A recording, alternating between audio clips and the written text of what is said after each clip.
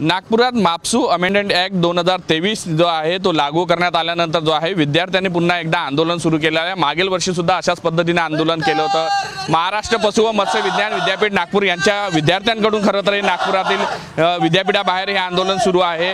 तीव्र संताप व्यक्त केला जात आहे। मापसू अमेंडमेंट ॲक्ट जो आहे लागू केल्यामुळे खाजगी कॉलेजेस जे आहे ते मान्यता मिळणार आहे। त्यामुळे कुठेतरी अगोदरच जे आहे पशुवैद्यक डॉक्टरची संख्या जास्त असल्यामुळे पुन्हा नव्याने खाजगीकरण करून जे आहे या विद्यार्थ्यांवर अन्याय होईल अशा पद्धतीची त्यांची भावना आहे। काय त्यांचं नेमकं म्हणणं आहे जाणून घेऊ, त्यांचं आंदोलनाचं स्वरूप काय ते सुद्धा जाणून घेऊ। काय तुमचं म्हणणं आहे? सर, यापूर्वी सर खाजगी महाविद्यालय परवानगीसाठी कुठल्याही प्रकारची तरतूद नव्हती, पण परंतु 2023 अमेंडमेंट मापसू अमेंडमेंट 2023 मध्ये खाजगी महाविद्यालय सुरू करण्यात परवानगी दिली आणि तो अमेंडमेंट आणण्यामागचं कारण दाखवण्यात आलं की महाराष्ट्रात नॅशनल कमिशन ऑन ॲग्रिकल्चरनुसार महाराष्ट्रात 6600 डॉक्टरांची गरज आहे आणि ती गरज पूर्ण होत नाही, म्हणून आम्ही हा ॲक्ट आणत आहोत असे ते हेतू दाखवण्यात आला आहे। परंतु सर महाराष्ट्र स्टेट वेटरनरी काउन्सिलिंगच्या नुसार महाराष्ट्रात जवळपास 11,160 डॉक्टर आहेत आणि सेंट्रलनुसार 10,507 डॉक्टर आहेत। तर एवढे डॉक्टरसुद्धा असताना तुम्ही का बरं ती 6,600ची डॉक्टरची गरज पूर्ण होत असताना सुद्धा तुम्ही खाजगी महाविद्यालयाला का बरं परवानगी देता? आणि सर त्यांनी त्या हेतूमध्ये त्यांनी मेन्शन केलं आहे की फक्त महाराष्ट्रात 2500 डॉक्टर आहेत म्हणून आम्ही हा बिल पास करण्यात आला आहे। जर आपल्याला 6,600 डॉक्टरांची गरज पूर्ण करायची असेल तर आपल्याला जे रजिस्टर्ड वेटरनरी प्रॅक्टिशनर आहेत त्यांना सेवेत घेणे महत्त्वाचं आहे, ना की खाजगी महाविद्यालय ओपन करून परत बेरोजगारीच्या संख्येत वाढ करून परत रजिस्टर्ड वेटरनरी प्रॅक्टिसरच्या वाढ करून ते करण्याची गरज नाही।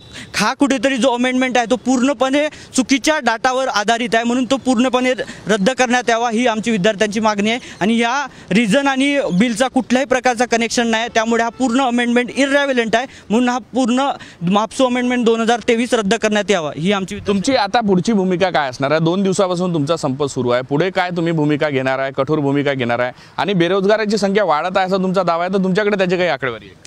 सर, जोपर्यंत आम्हाला शासनाकडून पॉझिटिव्ह रिस्पॉन्स भेटत नाही तोपर्यंत आम्ही आमचा संप कंटिन्यू ठेवणारच आहेत। आणि बेरोजगारीच्या आकड्यामध्ये म्हटलं सर 2000 आत्ताच मागच्या 2 वर्षापूर्वी 293ची ॲड निघाली होती पशुधन विकास अधिकाऱ्यांची, त्यामध्ये सर 1400 फॉर्म आले होते, फक्त 300 विद्यार्थी सिलेक्ट झाले आणि 1100 झाले नाहीत आणि ते दाखवतात की आमच्याकडे डॉक्टर नाहीत। जर तुम्हाला 6,600ची डॉक्टरांची गरज पूर्ण करायची असेल तर या डॉक्टरांना शासकीय सेवेत घेणे महत्त्वाचे आहेत, तेव्हाच ती 6,600ची डॉक्टरांची पूर्ण होईल, ना की खाजगी महाविद्यालय ओपन करून परत त्यामध्ये वाढ करण्यात। नक्कीच डॉक्टर अगोदरच एक्सेस आहे असा दावा जो आहे तो विद्यार्थी करताय, त्यामुळे जर विद्यार्थी जास्त असेल आणि तुम्ही जर नव्यानं खाजगी कॉलेज हे करताल तर बेरोजगारीची संख्या जी आहे ती वाढणार आहे, त्यामुळे कुठंतरी संताप व्यक्त केला जात आहे। त्यासाठी जाहीर निषेध आणि बेमुदत संप खरं तर यांनी सुरू केला आहे। पुढच्या काळात जो संप आहे तो अधिक तीव्र करू असाही इशारा जो आहे तो विद्यार्थ्यांकडून दिला जात आहे। व्हिडिओ जर्नलिस्ट सौरभ बोलेसह पराग डोबळे, साम टीव्ही न्यूज, नागपूर।